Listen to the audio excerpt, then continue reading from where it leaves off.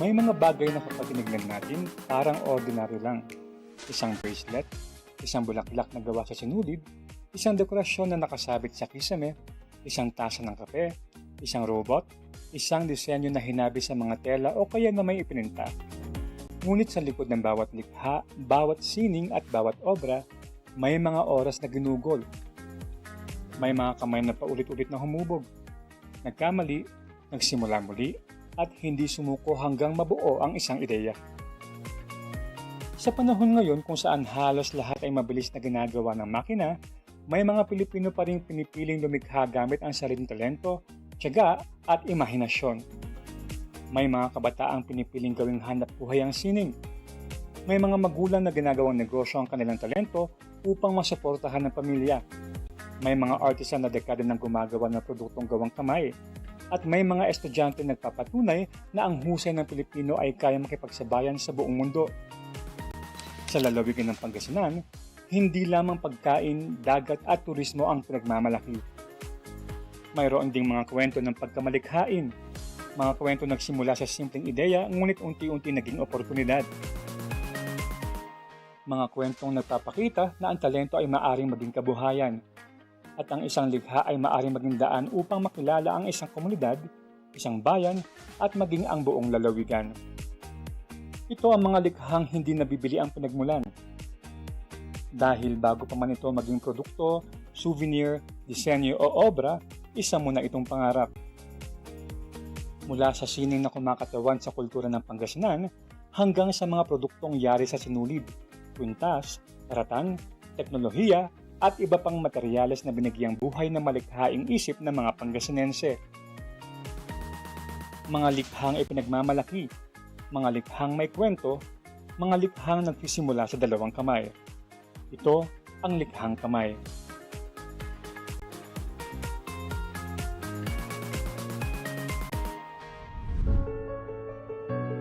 Sa bayan ng Natividad, may isang kabataang Pangasinense na nagpapatunay na ang sining ay hindi lamang tungkol sa pagguhit o paggawa ng magagandang disenyo. Para sa kanya, ang sining ay paraan upang ikwento kung sino siya at kung saan siya nanggaling. Sa murang edad, nagsimula siya sa mga simpleng proyekto sa kanilang bakuran. Hindi pa man niya alam noon, yun na pala ang unang hakbang sa isang landas na magdadala sa kanya sa isa sa pinakamahusay na pamantasan sa bansa. Nag-uumpisa to nung sa backyard namin, sa likod lang ng bahay namin. Yung kapatid ko, kasama ko siya sa paggawa ng mga art pieces. Ngayon, tinawag nga kaming Phineas and Ferb ng probinsya kasi ginagawa namin kung ano-anong ginagawa naming installation art sa likod, sa backyard. Tapos nag-invite kami ng mga kalaro to interact dun sa mga installation na ginagawa namin. Nung elementary ako, doon na-discover ko na yung hilig ko sa arts. Sumasali ako ng mga poster making. And hanggang nung high school na, nag-enroll ako sa special program in the arts. Specialization sa visual arts. Nung college na, doon ko na tinuloy yung path. So, nag-enroll ako sa UPCAT. Tapos, TDT ako, Talent Determination Test sa University of the Philippines, Diliman. At nakapasa ako as industrial designer. And yun yung tinutuloy kong path ngayon. Mula sa pagiging batang mahilig gumawa ng kung ano-anong art pieces, unti-unti niyang natuklasan na may mas malawak pang mundo sa larangan ng sining. Nag-aral siya sa special program in the arts. Kalaunan ay nakapasok siya sa kursong Industrial Design sa UP Diliman. Para sa marami, isa na itong malaking tagumpay. Ngunit para kay Clyde, hindi nagtatapos ang kwento sa diploma o titulo. Mas mahalaga sa kanya ang sagot sa tanong na, paano magagamit ang sining upang maipakita ang pagkakakilanlan ng Pangasinan? Nag-explore din ako sa iba't ibang art form katulad ng metalworks, woodworks, pananahe of course, tapos installation arts. So dun sa installation arts, iba't ibang form yung ginagawa namin doon. As visual artist, hindi lang kasi ako nagpo-produce ng mga artworks na just a random art or fan art. Mas ina-align ko kung saan ako nanggaling, yung pinaka-rooted ko. Pangasinan culture or yung people ng Pangasinan yung nagiging identity ko din. Ang nagiging expression ko hindi lang tungkol lagi sa akin, kundi ang center ng motive ng works ko ay mga people. So livelihood. Sa bawat disenyong kanyang ginagawa, lagi may bakas ng kanyang pinagmulan. Kung mapapansin, hindi basta mga abstract na hugis ang kanyang mga likha. May isda, may alon, may dagat, at may mga simbolong pamilyar sa mga Pangasinense. Dahil para sa kanya, mahalagang makita sa kanyang mga obra ang kultura ng lalawigan. Isa sa mga halimbawa nito ay ang kanyang mga disenyo na hango sa mga yamang dagat ng Pangasinan. Nung college kasi ako, nag-aral ako sa syudad sa University of the Philippines, Diliman. Napansin ko lang na ang pananamit or fashion ng isang probinsyano ay hindi pasok sa standard ng syudad. Pero na-realize ko, ang daming potential ang probinsya aesthetics sa syudad. Nag-produce ako ng iba't ibang garments, pero ito yung pinaka pumatok sa mga community. At nung nilabas ko ang Bisugo Vest, nagulat ako, ang market ko ay mga taga-syudad at minsan overseas pa. So, hindi lang pala yung standard aesthetics ng syudad ang laging nagtitrend, pati din pala aesthetics ng local. Kaya nga linya ng Clyde Disenyo, Love Local. Sa loob naman ng Banaan Museum, mas makikita ang ganitong pananaw sa pamamagitan ng isang natatanging exhibit, ang Dayat. Isang visual installation na gumagamit ng magaang materyales at mga kalikasan. Sa unang tingin, isa lamang itong art installation, ngunit kapag pinagmasdan ng mabuti, kwento ito ng Pangasinan na isinalin sa anyo ng sining. Para kay Clyde, mahalagang maunawaan ng mga tao ang sining ay hindi lamang para sa mga gallery o museo. Hindi rin ito para lamang sa iilang may kakayanan. Maari ito maging kabuhayan. Maari din itong maging instrumento ng pag-unlad. Siguro yung pinaka naging proud ako na sa journey ko as a visual artist, hindi lang yung sa pagkakaroon ng title sa mga iba't ibang competition, kundi yung nabibigay na inspiration sa mga viewers ko or sa audience ko. From doon, isinishare ko na rin yung talent ko. So yun yung pinaka-greatest achievement ko, yung ma-share. Kasi hindi lahat nabibigyan ng pagkakataon na i-share yung talent nila. Ako na kaya ko naman ibigay, ibinibigay ko. At kung may isang bagay na pinagmamalaki niya sa kanyang paglakbay bilang artist, hindi ito ang mga titulo o pagkilala, kundi ang kakayahang gamitin ng kanyang talento upang ikwento ang mga bagay na mahalaga sa kanya. Ang mensahe ko lang sa mga aspiring artists katulad ko ay ituloy lang nila yung mga gusto nilang gawin, iba't ibang art form man yan, at huwag nilang isarado ang isip nila sa isang art style or isang art form. Mas maraming art form, mas maraming opportunity ang nagbubukas para sa mga katulad nating mga visual artists. At lagi lang nating gawing inspiration yung nasa environment natin. Tutunan din natin mahalin yung pinag-ugatahan natin. Sa bayan ng Natividad, ang sining ay hindi lamang nakasabit sa dingding. Hindi lamang ito dekorasyon. Ito ay salamin ng pagkatao, salamin ng kultura, at salamin ng Pangasinan.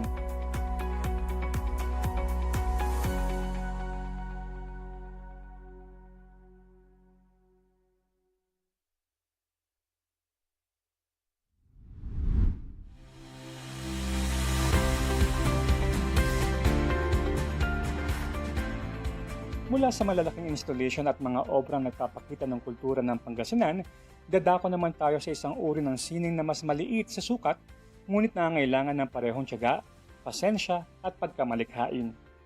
Sa unang tingin, simpleng sinulid lamang ito. Isang pirasong yarn, isang crochet hook at dalawang kamay. Ngunit sa tamang paglikha, ang simpleng sinulid ay maaari maging bulaklak, keychain, bouquet, stuffed toy, dekorasyon at maging regalo sa mga espesyal na okasyon. Sa lungsod ng Dagupan, isa sa mga kabataan nagbibigay buhay sa ganitong uri ng sining ay si Christina. Hindi siya lumaki bilang negosyante. Hindi rin siya nagsimula sa malaking puhunan. Katulad ng maraming kabataang Pilipino, nagsimula lamang siya sa pag-uusisa, sa simpleng panonood, sa simpleng pagkatuto, at sa kagustuhang subukan kung kaya niya ring gawin.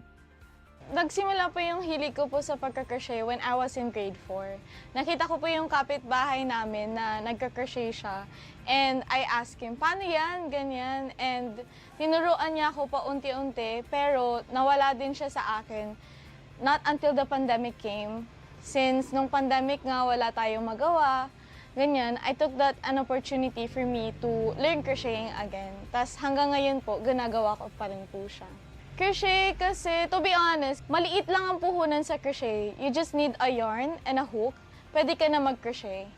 Kaya yun. And ang amazing din kasi ng crochet, since sa isang yarn, ang dami mo ng possible na pwedeng magawa. Ganun. Kaya crochet po talaga yung napili kong #1 hobby. Isang dahilan kung bakit marami ring kabataan na nahihikayat subukan ito ay sa isang maliit na espasyo sa bahay, maaaring magsimula ang isang produkto. Isa sa mga popular na produkto na ginagawa niya ay mga crochet flowers, lalo na tuwing Valentine's Day, graduation season, Mother's Day, at iba pang espesyal na okasyon. Personally po kasi, I love flowers po talaga. And if merong nag-order po sa aking flowers, tuwang-tuwa po ako. Kasi ibig sabihin nun, pinag-isipan talaga nila kung anong ipapagawa nila. Not only the flower itself, but also the color of it. Parang ganun po. Kaya flowers talaga. #1 is yung nagtitrend. Kasi yung crocheting kasi, seasonal siya. Masalo, sikat lang siya kapag Valentine's Day, kapag Christmas, pero in a normal daily basis po, hindi po parang tatangkilikin ng crochet or like, hindi ka basta-basta bibili agad kung walang occasion. Kaya ang #1 po yan to keeping up with trends. Kasi if you don't keep up with trends, for sure, hindi masyado lalago yung business mo. Especially in this kind of business, crocheting. Ngunit tulad ng ibang maliit na negosyo, hindi rin palaging madali ang takbo ng crochet business. May mga panahon na maraming orders, mga panahong halos walang pumapasok, may mga buwan na sunod-sunod ang inquiries, at mayroon ding pagkakataong kailangan munang maghintay. Dahil para sa marami, ang handmade crafts ay madalas na hinahanap lamang sa mga espesyal na selebrasyon. Sa kabila nito, patuloy pa rin siyang gumagawa. Patuloy na nag-aaral ng mga bagong disenyo. Patuloy na nag-i-eksperimento sa iba't ibang kulay at estilo. At patuloy na humahanap ng paraan upang mapanatiling buhay ang kanyang negosyo. Napunta po siya since naging hobby ko siya. I'm just posting it on the internet. Tapos may mga, nagulat na lang din ako na meron po nag-i-inquire. Naisip ko na lang din siya, why not make it a business na lang din? Since ito, masaya naman ako sa ginagawa ko, ganun po. Crocheting has been a big part po talaga sa life ko right now. Kasi, #1 is nagbibigay po siya ng extra allowance sa akin since I'm a college student. Dahil sa pagka-crochet, dahil sa pagbubooth ko po, nakakapunta rin ako sa iba't ibang lugar just to sell my art. Sa panahon kung saan karamihan ng produkto ay gawa ng makina, may mga taong sadyang naghahanap ng mga bagay na may personal na pagkakakilanlan. Mga produktong alam nilang may oras na inilaan, may pagmamalasakit, at may sariling kwento. Iyon ang isa sa mga dahilan kung bakit nananatiling mahalaga ang mga gawang kamay na produkto. At para kay Christina, higit pa sa kita na ibibigay ng crochet dahil nagiging oportunidad upang makilala ng mas maraming tao ang kanyang mga likha. So sa mga gusto mag-start mag-crochet or gumawa ng kahit anumang handmade products, don't be afraid to start. Kasi sa umpisa talaga nakakatakot kasi mahirap, masakit sa kamay, nakakangawit, pero it's all part of the process. Kunwari, mali yung stitch mo, mali yung pag-twirl mo ng yarn, ganyan. It's all part of the journey. Kasi yung mga pagkakamali, yan yung magiging #1 lesson mo just to be better in your next projects. Mula sa sinulid na hinubog ng tiyaga at pasensya, tutungo naman tayo sa isa pang uri na likhang kamay na inspirasyon ng mismong dagat ng Pangasinan.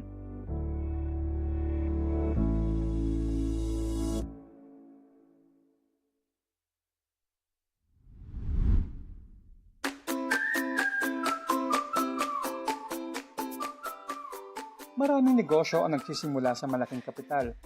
May mga naghahanap muna ng investor, may mga nag-iipon ng matagal bago magsimula, at may mga naghihintay ng tamang panahon. Ngunit para sa ilang kabataang Pangasinense, nagsisimula ang lahat sa 500 piso. 500 pisong ipinuhunan ng mga tira-tirang beads, tali, at materyales na maaari nilang gawing alahas at accessories. Sa bayan ng Lingayen, unti-unting nakikilala ang Sikap Arts and Crafts, isang grupo ng mga kabataan na naniniwalang may halaga pa rin ng mga produktong gawang kamay sa panahon ng mass production at online shopping. Sa bawat bracelet at accessory na kanilang ginagawa, hindi lamang disenyo ang kanilang ibinibenta. Kasama rito ang oras, pagkamalikhain at kwento ng mga taong nasa likod ng bawat piraso.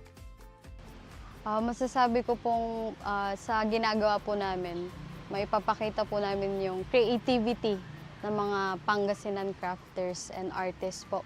Sa larangan din po namin, artist din po kami, kaya ano po kami sa mga artistic na mga bracelets, anklets, and then meron din po kaming mga arts na ino-offer sa latag po namin, yung mga hand-drawn portraits.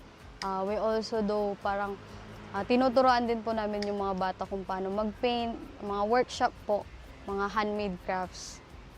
Nag-start po kami ng dalawa lang po kami ni partner ko. And then, na-inspire din po yung mga kasama po namin na mga tropa lang din po namin na gumawa. Since pare-parehas din po kami ng lifestyle, kaya naisip po namin na magsama na lang po kami sa isang grupo. Nag-start po ito, sir, nung naimbitahan po kami sa DSWD para turuan po yung mga bata na ng isang livelihood skills parang ginagawa po namin para if ever po na makauwi na po sila sa kanilang mga tahanan, pwede po nila itong gawing source of income. Doon po nag-start sa amin na may malaking maitutulong pala yung handmade crafts, mostly sa mga bata. Ngunit sa halip na gayahin lamang ang mga uso, sinisikat na magkaroon ng sariling pagkakakilanlan. Isang pagkakakilanlan na konektado sa lalawigan ng Pangasinan, sa dagat, sa turismo, at sa mga bagay na nagpapakilala sa lalawigan. Para kay Rose, mahalagang makita ng mga tao na may halaga ang mga produktong gawang kamay. Sa bawat bracelet na kanilang ginagawa, may proseso, may puso, may pagdedesisyon, at may maingat na pagbuo upang masigurong maayos ang bawat detalye. Nakakataba po ng puso na sa mundo ngayon na mostly machine-produced, mass-produced na po siya, mas nakaka-proud po na meron pa din pong mga kabataan, itong community natin na tumatangkilik pa din ng handmade crafts sa ngayon. Sa paglipas ng panahon, hindi lamang negosyo ang nabuo, naging komunidad na rin ito. Ngunit habang lumalawak ang kanilang ginagawa, may mga kaibigan at kabataan ring naeenganyong sumubok. In the future, gusto po namin mas marami pang matulungan, hindi lang sa Lingayen, kundi buong Pangasinan, outside Pangasinan, na mai-spread pa po yung art and creativity and mabigyan po namin ng spark of creativity lahat ng kabataan na hindi pa po nila nakikita na meron din silang creativity sa loob nila na kailangan kami ang magi-spark para lumabas yon. Sa panahon ngayon kung saan napakadaling bumili ng mga produktong gawa ng makina, may mga taong sadyang naghahanap ng mga bagay na may personal na ugnayan. Mga produktong alam nilang may taong gumawa, mga taong naglaan ng oras, at may taong naglagay ng bahagi ng kanilang sarili sa bawat detalye. At para kay Rose, nakakatuwang makita na marami pa rin kabataan ang tumatangkilik nito. Tuloy lang kasi yung mga ideas na naiisip nyo, hindi nyo alam kung saan kayo dadalhin yan. Kung meron man kayong mga ideas, mga creative ideas na gusto ninyong gawin, malay nyo in the future, yan ang babago ng buhay nyo. And turn your passion into something meaningful. Hindi lang basta gumawa kayo ng art. You also help sa mga bagong generation din na para mapalawak pa yung arts and crafts community. Tuloy lang sa pangarap ninyo. Ngunit higit pa sa produkto ang nais nilang iwan, ang mas mahalaga para sa kanila ay ang inspirasyong maibibigay sa iba, sa bawat hibla ng tali, sa bawat bead na maingat na pinagsama-sama, at sa bawat produktong natatapos, patuloy na pinapatunayan ng mga kabataang ito na may puwang pa rin ang gawang kamay sa modernong panahon. Ngunit kung may mga kabataang gumagamit ng kanilang pagkamalikhain upang gumawa ng accessories, mayroon din mga kabataang gumagamit ng agham, teknolohiya, programming at engineering upang bumuo ng mga makina.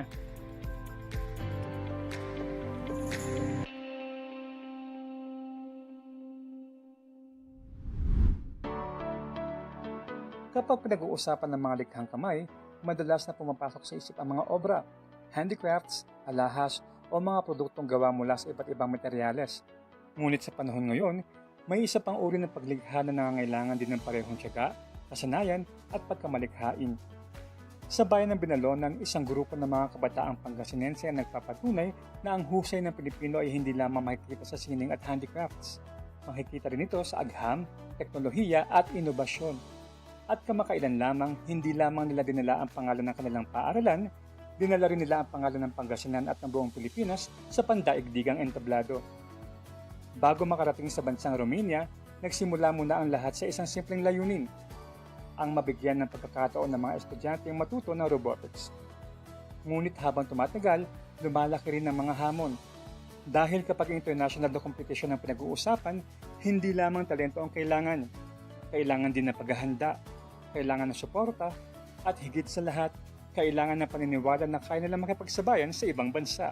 Siyempre, una po sa lahat, ang hirap mag-decide kasi alam natin na pag international na yung pupuntahan natin, maraming preparation ang kailangan gawin. So, ang una kong tinanong, gaano ka-ready ang mga bata for international competition? So, sinimulan po nating itry yung kagalingan nila sa mga unang competition regional level.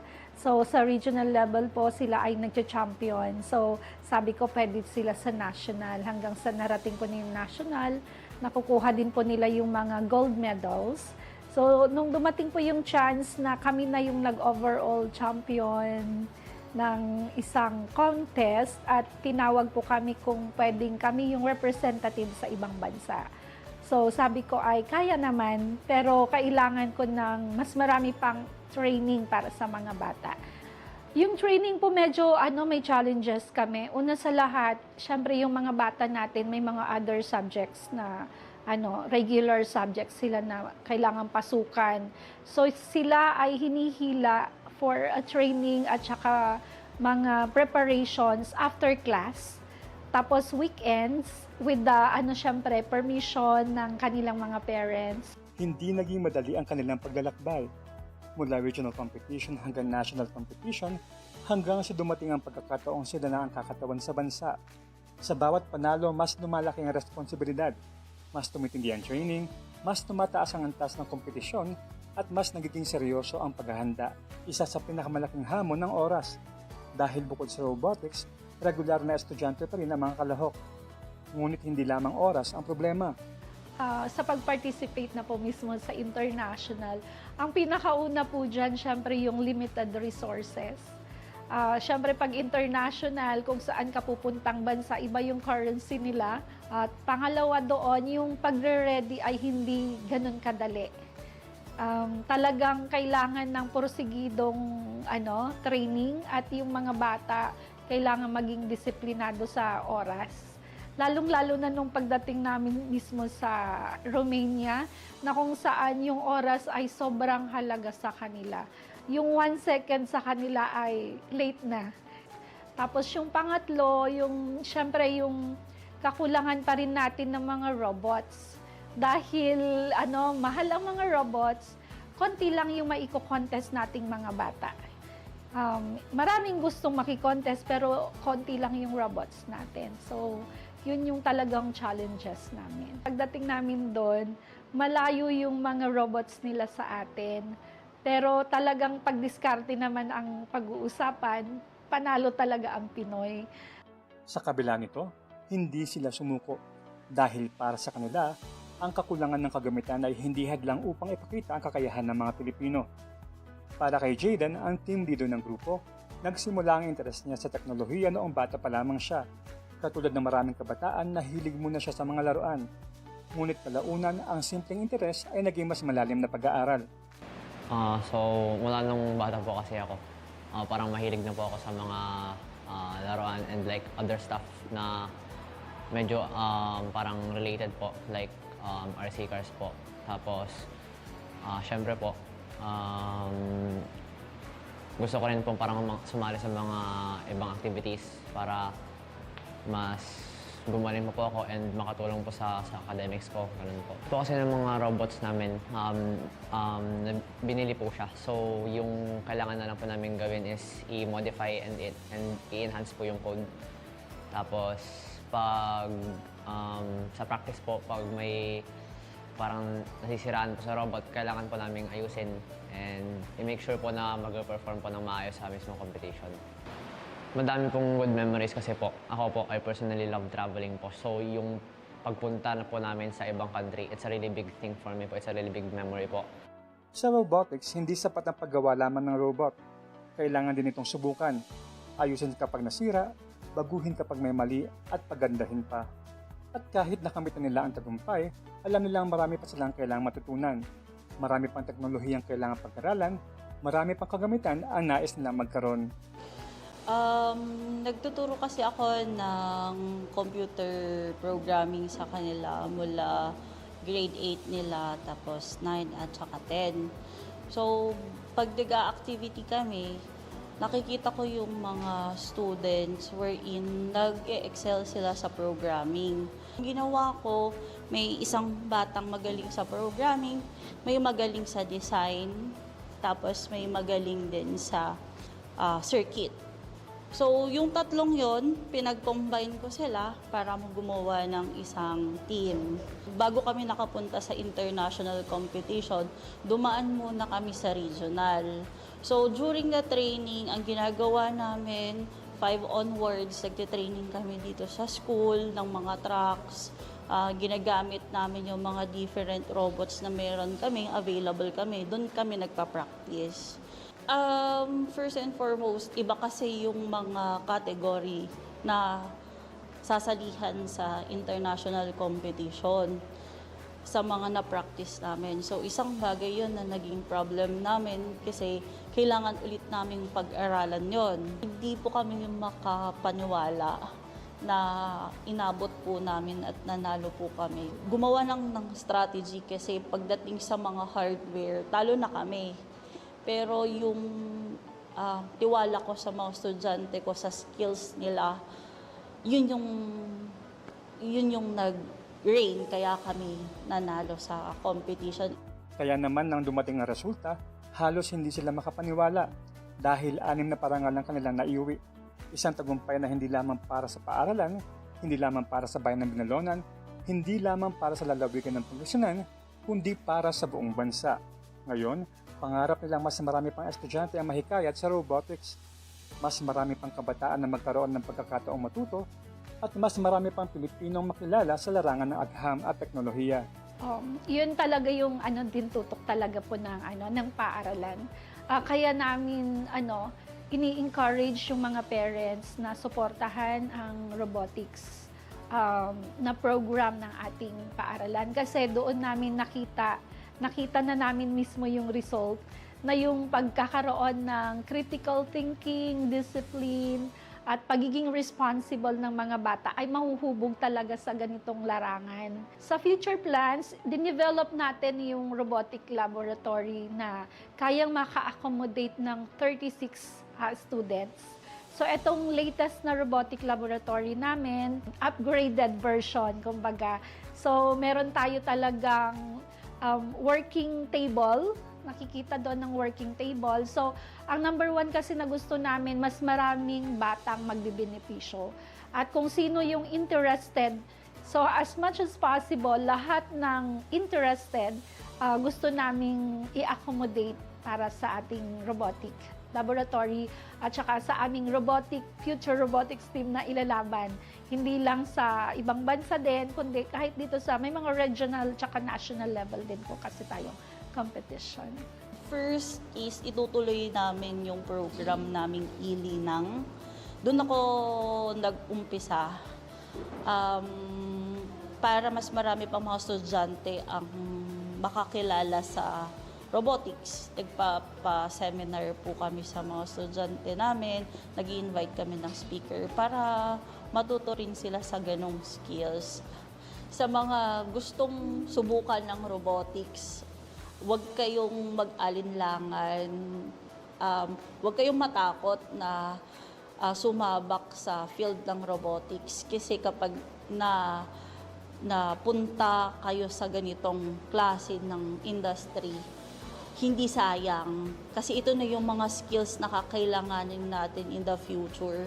Sa mga mag-aaral na gustong subukan ang robotics, eto na yung magandang chance kasi hindi lang ngayon trending ang robotics, kundi ito ay isang mabisang paraan para makatulong din tayo sa ating community actually. Mula sa mga robot na nagbigay ng karangalan sa Pilipinas, tutungo naman tayo sa isa pang uri ng likhang kamay na dekada na bumubuhay sa maraming pamilya sa Pangasinan.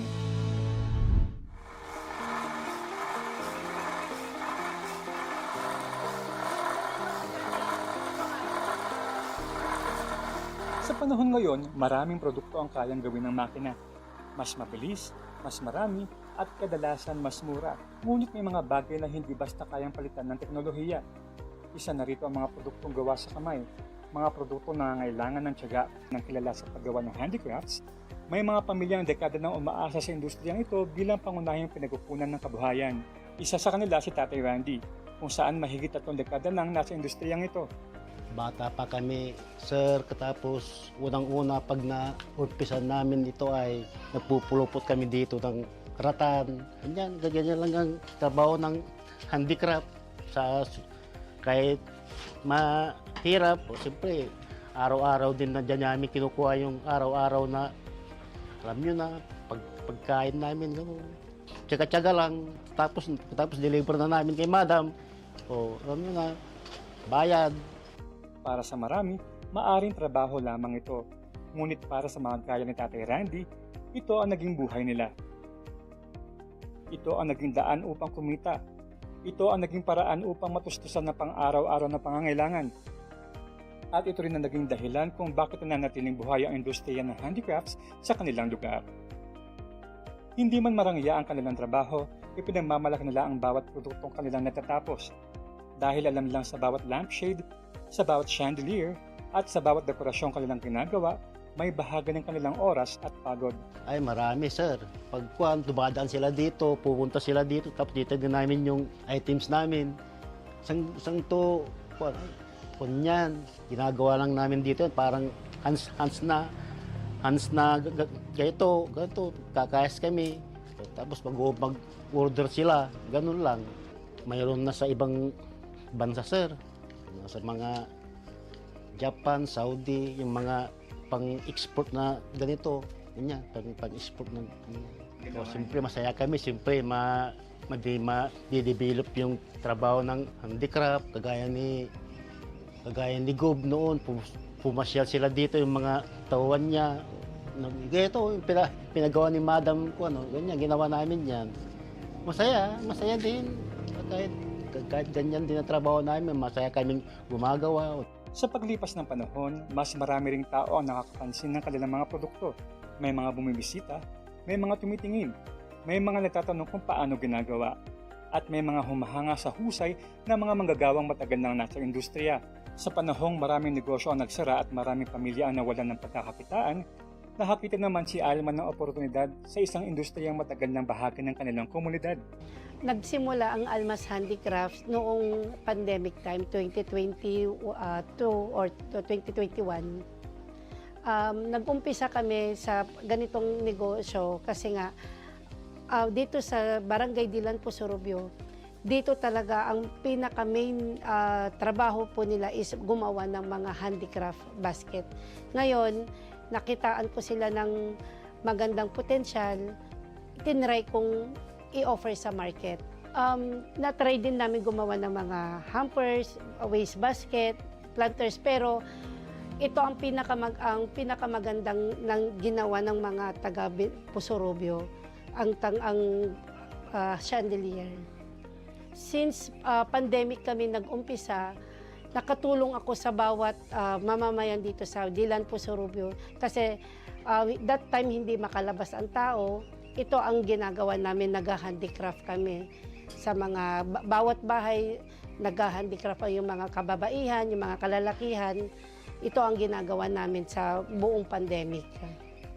As of now, at least meron pa rin tayong mga pa-orders, pero hindi katulad nung pandemic na bulk orders. Ngayon, at least meron pa rin, at until now, meron pa rin tayong mga manggagawang gumagawa ng mga handicraft.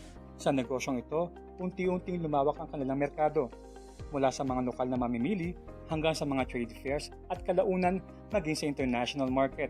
Una, sumali kami sa Manila Fame. Tapos, yung mga produkto, since noon pa na nakakapunta na ng Japan, ng London, iba't ibang bansa na rin ang napunta yung export. Ang una, quality. Quality yung the way silang gumawa, 100% handmade ang aming gawa. Until now, gumagawa pa rin kami ng mga bagong designs.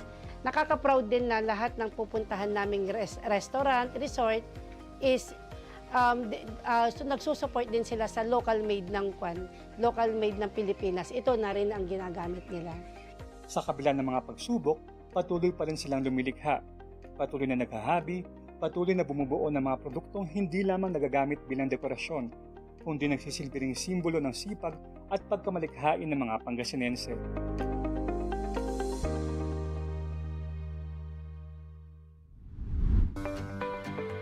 May mga negosyo nagsisimula dahil may kailangan tugunan. May mga negosyo nagsisimula dahil may responsibilidad at may mga negosyo nagsisimula dahil may pamilya. Sa bayan ng Lingayen, isang maliit na souvenir shop ang unti-unting nakilala hindi lamang dahil sa mga produktong kanilang binibenta, kundi dahil sa kwento ng mga taong nasa likod nito. Mga produktong madalas inuuwi ng mga turista bilang alaala ng kanilang paglalakbay. Ngunit para sa pamilya sa likod nito, higit pa sa negosyo ang kahulugan nito. Ito ang isa sa kanilang pangunahing pinagkukunan ng kabuhayan. At higit sa lahat, ito ang isa sa mga paraan upang masuportahan ang pangailangan ng kanilang 3 anak na may autism. Noong 2018, nagsimula lamang ito bilang simpleng hobby. Walang malaking kapital, walang permanenteng pwesto, at wala ring katiyakang magiging matagumpay.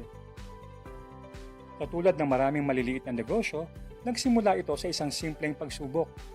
Habang dumarami ang orders at tumalawak ang kanilang market, unti-unti ring nakita ni Karen na maaari ito maging seryosong pagkakakitaan.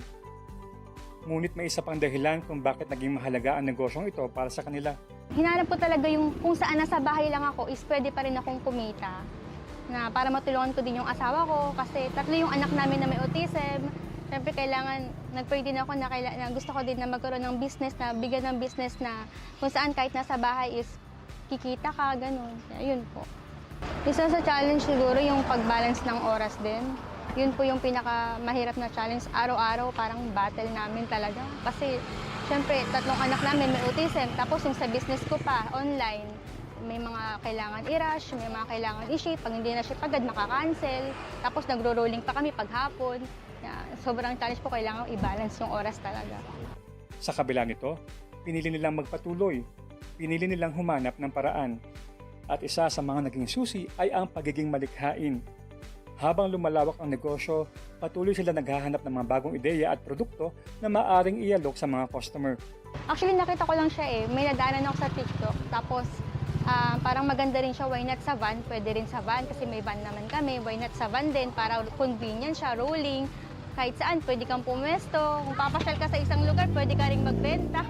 Maganda po experience at maganda din po yung kitaan sa totoo lang. Lalo pag marami pong tao. Marami pong nagagandahan. Magagandahan po sila sa setup namin.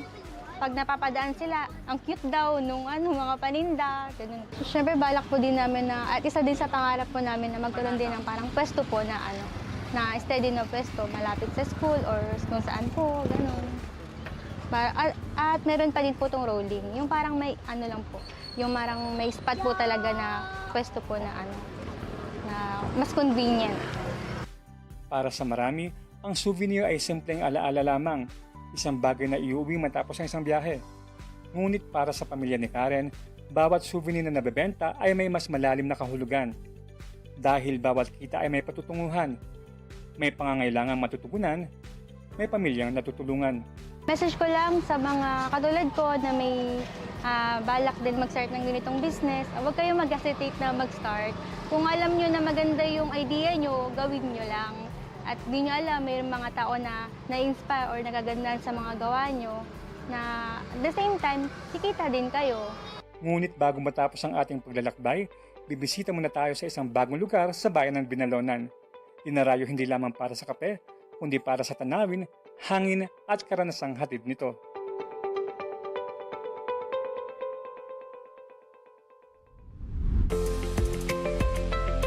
Matapos makita ang iba't ibang anyo ng likhang kamay, panahon naman para huminga ng kaunti. Dahil sa likod ng bawat likhang kamay, may mga pagkakataong kailangan ding huminto. Huminto para magpahinga, huminto para magmuni-muni, at huminto para tignan kung gaano kalayo na ang narating. Sa bayan ng Binalonan, may isang lugar na hindi man gumagawa ng handicraft o artwork, ngunit isa ring produkto ng malikhaing pag-iisip. Isang simpleng ideya na binibigyang buhay ng grupo ng magkakaibigan. Isang espasyong hindi lamang para sa kape, kundi para sa karanasan. Matatagpuan ito sa isang mataas na gusali sa bayan, at mabilis ito naging usap-usapan dahil sa kakaibang lokasyon. Hindi man ito matagal ng bukas, marami na agad ang sa pag-akyat pa lamang unti-unti na makikita ang lawak ng bayan. Mga kabahayan, mga puno, mga sakahan. At sa dapit hapon naman, nagiging paboritong puntahan ng mga nais makakita ng paglubog ng araw o sunset. Nag-start po yung aming cafe sa isang minister din lang po dito sa aming church. And then, yun po, na-organize po yun. And then, kumbaga, ang ginawa po namin is nag-usap-usap po kami. Actually po, para siyang young adult network po dito sa church namin. And then, kami po yung parang nagkasosyo-sosyo po lahat dun sa cafe. Actually po, para sa amin po kasi ito yung pinakakakaiba po dito sa Binalonan. Kasi parang tinawag po kasi namin itong view deck. Nakita po namin kasi yung kagandahan po ng view dito sa taas. So, kahit na mataas po, at least po pag tataas naman po sila is maganda naman po yung view. And then, naisip po namin kung ano po yung pwede naming inegosyo dito before. Pero ang naisip po ng una namin gawin po is yung sa kapihan. Ang maganda dito is yung view kasi po makikita po natin yung Mount Paldingan at yung malaking sakop po ng Binalonan dito sa bayan po. Yung marirelax po sila dahil sa yung ambience po is medyo mahangin and po, tas yung sunset po is maganda rin po. So parang mapapa-refresh ka dun sa view. Sa kasalukuyan, unti-unti na nakikilala ang kapehan sa mga residente, estudyante at maging mga bumibisita mula sa ibang bayan. Lalo na sa mga kabataan, sa mga naghahanap ng tahimik na lugar para mag-aral, sa mga gusto makipagkwentuhan, sa mga nais lamang pansamantalang makalayo sa abala ng araw-araw. Since junior high school and now senior high school na po kami, graduating class of grade 12. We've made many memories here. Nag-practice po kami after school for performance tasks and all of that. And coming back here is very nostalgic, and having a cup of coffee here with them, nagkikwento-kwento lang is like it's a breather after all of the classes, all of the hard work that we've done. Kaya ako po naisipang pumunta dito. After school po kasi, syempre naghanap po ako ng parang relaxing na lugar po. And maganda po yung ambience po kasi dito. Kaya dito ko po napili na pumunta. And yung sunset view rin po, sobrang ganda po sa paningin, nakaka-relax siya ng sobra. So, after a tiring day po sa school, this cafe po is perfect for unwind, and perfect din po yung scenery ng sunset. Their coffee po is recommended po kasi yung coffee po nila is one of the best coffee I ever tasted po. So, especially po pag pagod na pagod po sa classes. Tapos, we go here po to stay. And yung scenery po yung nagpapakalm po sa amin. Tulad ng maraming maliliit na negosyo, kailangan nilang pag-aralan kung sino ang kanilang mga magiging customer. Kailangan nilang isipin kung paano sila magiging kakaiba at higit sa lahat kung paano nila mapapanatili ang interes ng mga bumibisita. Ngunit para sa kanila, malaking bahagi ng kanilang pagkakakilanlan ang lokasyon mismo.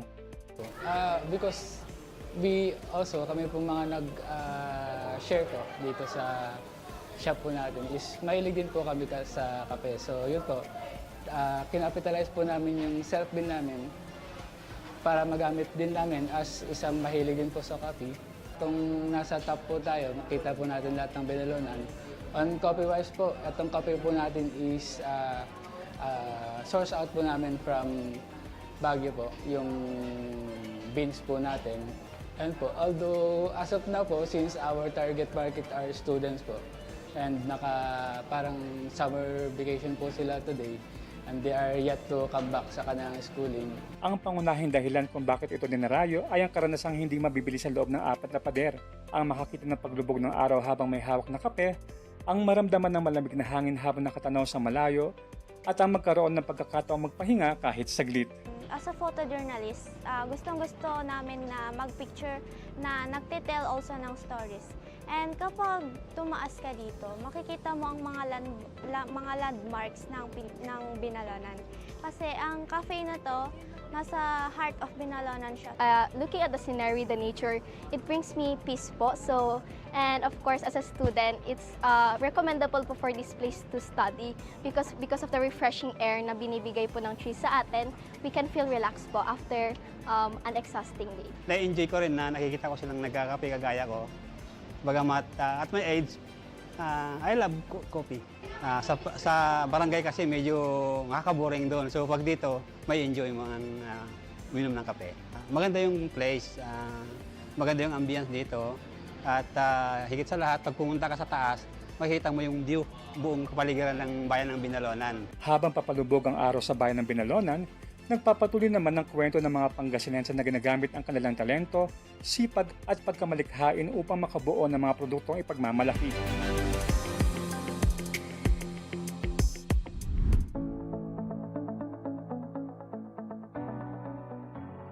Kapag sinabing likhang kamay, madalas ang unang pumapasok sa isip ay ang handicrafts, hinahabi, pinipinta o inukit. Ngunit sa paglipas ng panahon, mas lumawak na ang kahulugan nito. Dahil ang likhang kamay ay hindi lamang tungkol sa kung ano ang hinahawakan. Ito rin ay tungkol sa kung ano ang nililikha.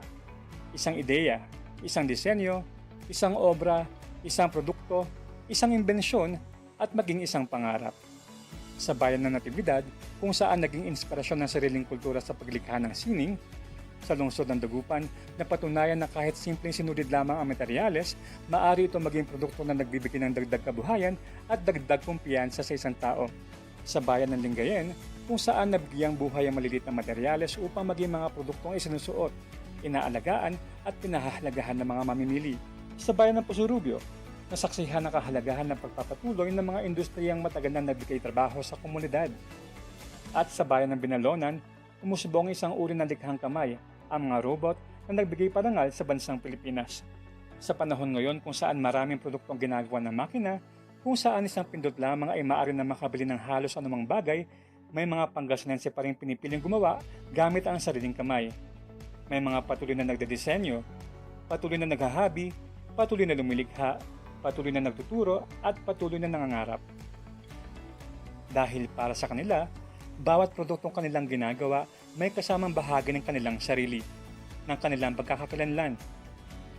At mayroong kwento ng mga Pangasinenseng patuloy na nagpapatunay na ang husay, talento at pagkamalikhain ay matatagpuan sa mga kamay ng mga taong araw-araw na lumilikha na mas magandang kinabukasan, na may isang bagay na hindi kailanman mawawala, ang puso ng Pilipino at ang galing ng Pangasinense. Dahil sa likod ng bawat produkto, may tao. At sa likod ng bawat tao, may likhang kamay na patuloy na mamayagpag.